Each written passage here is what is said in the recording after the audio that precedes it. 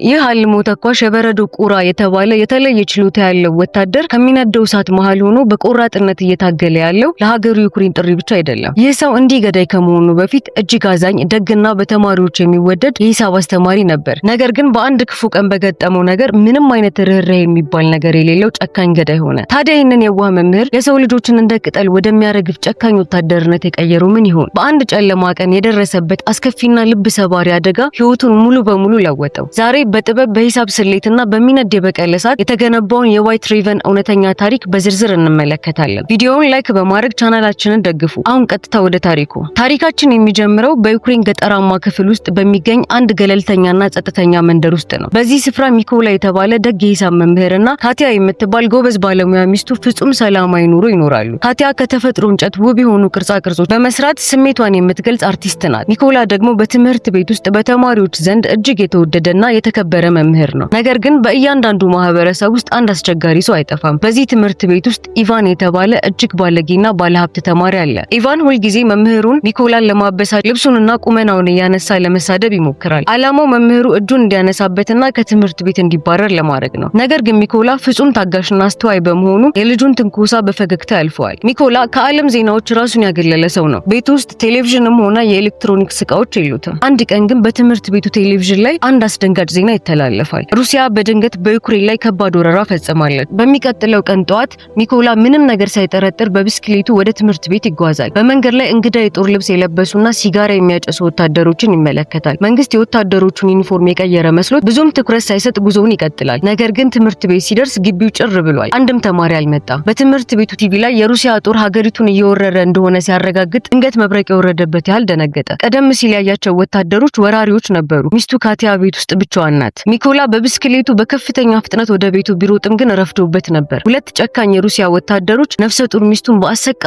ሁኔታ ሲደበድቧት በአይኑ አየ። ሊያድናት ቢሞክርም ወታደሮቹ እሱንም ደብድበው መሬት ላይ ጣሉት። ሚኮላ እየጮኸና እያለቀሰ እባካችሁ አቁሙ፣ ሚስቴ ነፍሰ ጡር ናት እያለ ቢማጸንም ጨካኞቹ ወታደሮች ምንም አይነት ርህራሄ አልነበራቸውም። ቤቱን በሙሉ ፈትሸው ምንም ውድ ዕቃ ስላላገኙ ብቻ በጭካኔ ቤቱን በእሳት አቃጠሉት። በዚህ ጊዜ የአመታት ጥረታቸውና ትዳራቸው በእሳት ሲጋ የተመለከተችው ካቲያ በቁጣ ተሞላች። አንድ ከባድ ድንጋይ አንስታ ወታደሮቹን ለመምታት ስትሞክር አንደኛው ወታደር ያለምንም ማቅማማት አንድ ጥይት ተኮሰባት። ካቲያም በዛው ቅጽበት ህይወቷ አለፈ። የሚኮላ ዓለም ሙሉ በሙሉ ተናወጠች። የሞተችውን ሚስት በደም የተጨማለቀ አካላት አቅፎ ሲያለቅስ የደረሱት የዩክሬን ወታደሮች ካቲያን ለመቅበር ረዱት። አሁን በሚኮላ ውስጥ የቀረው ባዶነት ሳይሆን የማይጠፋ የበቀል እሳት ነው። ሚስቱንና ያልተወለደውን ልጁን የገደለውን ወታደር ለመበቀል የዩክሬንን ጦር ለመቀላቀል ወሰነ። ከመነሳቱም በፊት ሚስቱ ከመሞቷ በፊት የሰራችለትን ትንሽ የእንጨት ቅርጽ እንደ ትዝታና መከላከያ ይዞት ወጣ። በጦር ሰፈር ውስጥ መጀመሪያ ላይ ማንም አላመነውም ነበር። ይልቁንም የሩሲያ ሰላይ ሊሆን ይችላል ብለው ጠርጥረውት ነበር። ታሪኩን በሙሉ ካስረዳ በኋላ ግን ወዲያው ወደ ስልጠናው እንዲገባ ተፈቀደለት። ተራ ሲቪል ስለነበረ ጠመንጃ መገጣጠም እንኳን ከሁሉም ወደ ኋላ እየቀረ ይቸገር ነበር። ወታደሮቹም ይስቁበት ነበር።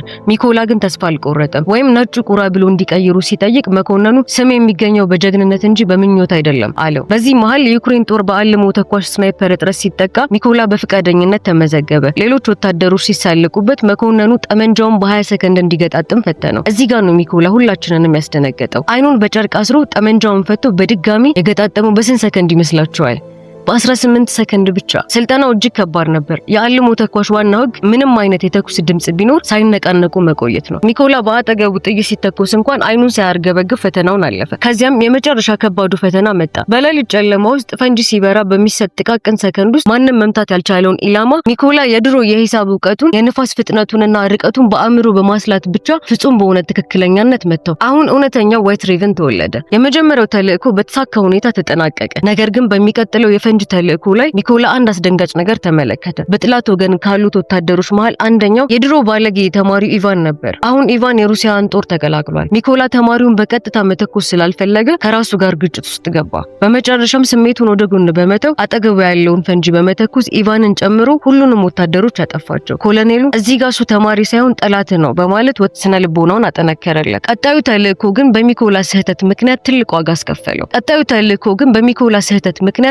ዋጋ አስከፈለው። ከሩሲያ ወታደሮች መሃል ሚስቱን ካቲያን የገደለውን ያንን ጨካኝ ወታደር በድንገት በኢላማ ውስጥ አየው። ሚኮላም በበቀል ስሜት ታውሮ ደሙ ፈላ። ኮሎኔሉ አተኩስ፣ ቦታችን ይታወቃል እያለው ትዕዛዝ ጥሶ ተኮሰና ሚስቱን የገደለውን ወታደር ገደለው። ይህ ስህተት ግን ቦታውን በጥላት አሳወቀ። የሩሲያ ቁጥር 1 ስናይፐር ማይሮስላቭ በአካባቢው ነበር። በወሰደውም ፈጣን የአጸፋ እርምጃ የዩክሬን ኮሎኔል ጭንቅላቱን መቶ ወዲያውኑ ገደለው። ሚኮላም በራሱ ስሜታዊነት ምክንያት መሪውንና የቅርብ ጓደኛውን በማጣቱ ከፍተኛ የጥፋተኝነት ስሜት ተሰማው። በቁጭትም ልቡ ተሰበረ። ሚኮላ በኮሎኔሉ መቃብር ላይ ቆሞ አዲስ መሐላ ፈጸመ። ማይሮስላቭን ሳልገድል አልመለስም በማለት ማለለት። ማይሮስላቭ የዩክሬን ወታደሮችን እየገደለ ቪዲዮዎችን ሶሻል ሚዲያ ላይ የሚለቅ ጨካኝ ወታደር ነበር። የዩክሬን ጦር ማወናበጃ ጦር ሲከፍት ሚኮላ በድብቅ ማይሮስላቭ ወዳለበት ህንጻ ስር ገባ። ህንጻው ውስጥ ያሉትን ጠባቂዎች በጸጥታ ካስወገደ በኋላ ወደ ዋናው ክፍል አመራ። ማይሮስላቭ ወደ ቦታው ሲመለስ ጠረጴዛው ላይ አንድ ያልተጠበቀ ነገር አየ። የሚኮላ ሚስት የሰራችው ያቺ ትንሽ የእንጨት ቅርጽ። ማይሮስላቭ ደንግጦ በራዲዮ እርዳታ ለመጠየቅ ሲሞክር ሚኮላ ከጀርባው ወጥቶ በስለት ጆሮ ላይ በመውጋት ህይወቱን አጠፋው። የመጡትንም ተጨማሪ የሩሲያ ወታደሮች ማይሮስላቭ በሞተበት ራዲዮ ላይ ሁላችሁም ልትሞቱ ነው ብሎ ካስፈራራቸው በኋላ የኦራሉን ሹፌር በአስደናቂ ኢላማ ይገላል። ወታደሮቹም ጥቃት ለመከላከል እየሞከሩ ይሸሻሉ። ታሪኩ የሚያበቃው ሚኮላ ወደ ሚስቱ መቃብር ተመልሶ ቃሉን እንደፈጸመ በሚናገርበት ትዕይንት ነው። ነገር ግን የሱ ተልእኮ አልተጠናቀቀም። አገሩን ከወራሪዎች ለመጠበቅ እስከ መጨረሻው እስትንፋሱ ድረስ እንደሚዋጋ ምሎ ወደ ጦር ሜዳው ይመለሳል። ከመምህርነት ወደ አስፈሪው ዋይት ሬቨን የተደረገው ይህ የበቀል ጉዞ እንዴት አያችሁት? በኮሜንት መስጫው ላይ አጋሩኝ። በሚቀጥለው ቪዲዮ እስክንገናኝ ቻው።